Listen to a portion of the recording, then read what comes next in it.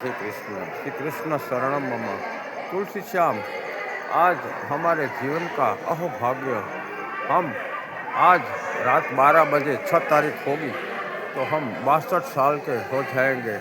इतनी उम्र में पहली बार हमें तुलसी श्याम में रात्रि रुकान करने का अवसर सौभाग्य प्राप्त हुआ है।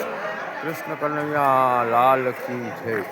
जीवन में यात्रा और ऐसे यात्रा धाम पर आपको एक दिन और एक रात रहने का मौका मिले तो वो एक कल्पवास का आपका रुकान होता है, ऐसा शास्त्रों में लिखा है। जय श्री कृष्ण, राधे कृष्ण, श्री कृष्ण शरणम मम, श्री कृष्ण शरणम मम, श्री कृष्ण शरणम मम। ओम नमो भगवते वासुदेवाय नमः। ओम नमो भगवते वासुदेवाय नमः। जय श्री कृष्ण, राधे कृष्ण, श्री कृष्ण शरणम मम।